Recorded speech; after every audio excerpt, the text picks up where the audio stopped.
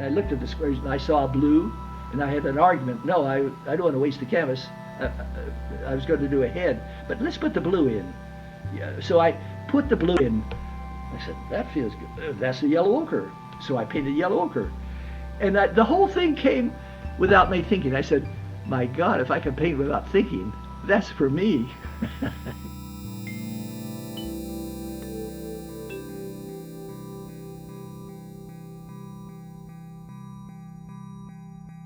Fred Hammersley had this great sense of humor.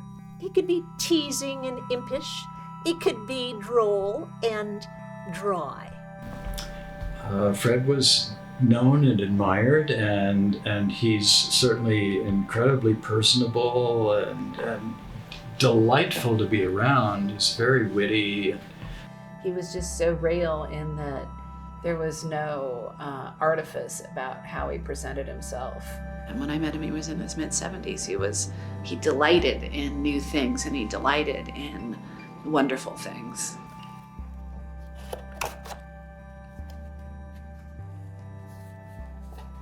When I was working and living in Santa Fe and would come down to see Frederick, he often would ask for me to bring lunch. Hammersley was old-fashioned and clearly still living in the 1930s, was very careful about what he was eating. He was careful about what he was spending, and that allowed him a long working life as an artist. And so his request was often to bring a box of Church's fried chicken. One instance of him coming into the gallery, we were preparing a show and we actually already had the exhibition installed. And I remember asking him in advance whether he wanted to be a part of the installation. One of the many things that artists want to do is to be involved in the way in which the exhibition is laid out. And he was always very clear about saying that that was not really something that he needed to get involved in. And as soon as he walked in, actually he became very emotional. And he started to tear up. And I learned that that was something that was not an uncommon response for him. Psychologically, he struck me as kind of very fragile. At that point in his life, it was like he was filled with tears up to there. Not tears of sorrow, but just tears of marvel and so forth. And if he just leaned over, he would start crying. It was clear to me that he had been badly wounded growing up by a really strange mother. He actually sums it up by saying that my mother didn't like me very much, which I think just hearing that phrase was sort of very painful. He was this dichotomy to me. He was both left and right brain. He was both geometric and organic. And his paintings actually sum up so many aspects of who he really was. He was both this incredibly precise, orderly, systematic individual.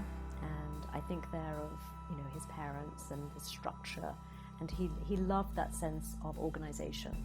He loved puzzles. He loved crosswords. But he was also highly emotional. He kept incredibly detailed notebooks with every possible configuration of the abstract designs in his work, which shows that kind of penchant for weird obsessive order that the people who create crossword puzzles must have. And of course the word play that is you often find puns in crossword puzzles and that sort of sense of the relationship of one word to the other through word-letter relationships. You see in the titling of his works in particular, astute and refined wordplay, often involving puns. And I remember talking to him about those prints once, talking about music, the equivalency of kind of music, and how you can have notes rearranged in different ways and they make different compositions. If you look at his bathroom, he has one of the earliest compositions from that, black and white. He transformed that pattern, into his wallpaper. So everything he did, he seems built on everything else, and everything he did was really thought about precisely. He also often would give a still life to people who bought, to institutions that bought hard edge works. And I think that goes back to that notion of knowing he had the skill set to do figurative work, but choosing not to. And in reality, Hammersley always was making figure drawings while he was making the geometric work. And so to think of those two processes as totally different would be wrong. As he worked with the figure, it was about organization and structure, which was exactly the same thing that the geometric pieces were about. He talks about how actually his father lettered very, very precisely, and that Hammersley's first job was making posters, and lettering things for a film, for a movie theater, and in his little town in Idaho where he grew up. Lettering was very important to him. I mean, I think he thought he was going to become more of a graphic designer. And he entered the army, in the Signal Corps, and he was designing things. And he was, I think he could have been a star in the advertising world. I mean, I think that when I found out that he was making drawings with a computer in the 60s, and I think most people look at him as a pure painter, it's a really divisive way to work, I think, because to go to another language, to put it back into your practice, for someone like that, was such a risk, I would think. I would think all of his friends would be like, what are you doing with the computer? We're painters, man, Fred Hammersley, in 1969, was teaching at the University of New Mexico. He's an abstract artist, of course, but he felt like his painting had run out of steam and he wasn't sure what to do next. At the time Hammersley made this work, computer art was very much in its infancy. Only a few people around the world had started making art with a computer. It was not intended to make art with at all, and so Hammersley really ran with this. Over a period of more than a year, probably 16 months, he made a few hundred artworks using this program. And he explored the ramifications of the program, which was called Art 1, by the way. He was the sort of person who, once he got involved in something, he pursued all of its possible permutations. And that's definitely what he did in this case. I remember one of the great shocks for me was that he didn't use masking tape in those geometric paintings, or any of the paintings. He did all of that with a palette knife, and those precise edges, those famous hard edges, were done with a palette knife. Just what incredible nerves he had to get that line so straight and clean. Throughout his life, he emphasized this thing of pleasure. He felt that was really the essence of art, is pleasure, and it's getting a good feeling, was what he felt like art is really about. His interaction as a living being was with his art, and he, really craved in that interaction freshness, revelation, amusement, all the things that we expect to get from other people or places or travel or things of this kind. The last thing he wanted to be was bored by art, and so I think if he ever felt himself getting close to that, he would either give it up altogether, which he did on occasion, or invent something completely new. Go from hard edge abstraction to organic abstraction, or take his organic abstractions and cut them up into little pieces and organize them again. He was just, on an adventure. It was an adventure between him and his art. The Hammersley requires him to slow down. Don't race by. You're going to miss it if you race by.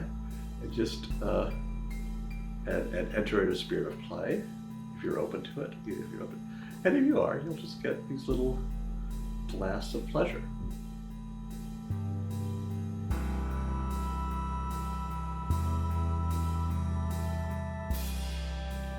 Chouinard was a professional art school, and Fred Hammersley taught color and design. It was a time in which everything was possible, everything was happening.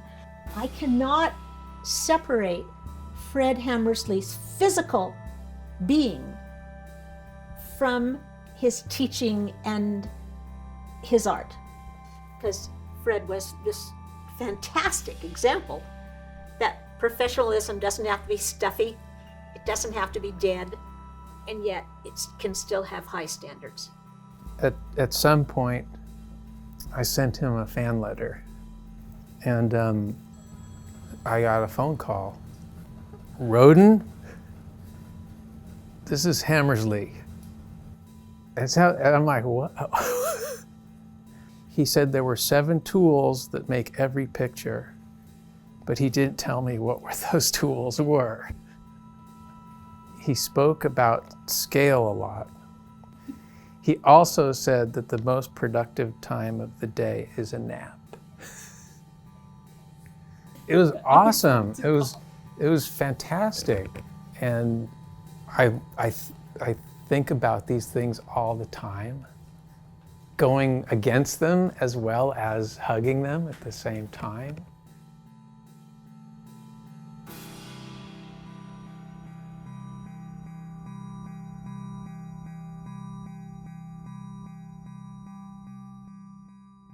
And so, I mean, that has an effect on people who come here. It can be a kind of isolating effect. And I think a lot of people turn sort of inward.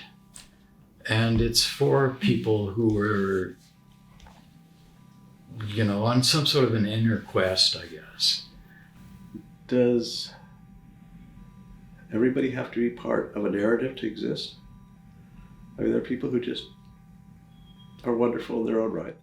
I think the most inspiring thing to me about Frederick Hammersley, his career, his life story, if you will, is that he really was able to have an entire life, a career in art outside of any kind of mainstream, and did not seek, you know, the approbation of the New York art world or even the LA art world for that matter. And he just went off to Albuquerque, New Mexico, made his art, taught, just had an incredible sense of freedom, the freedom to create whatever came into his head, and a lot did. And he ended up with just a magnificent body of work. And I think that should be a lesson to every young artist who's thinking, how are they going to make it as an artist? And the answer is you just have to make art.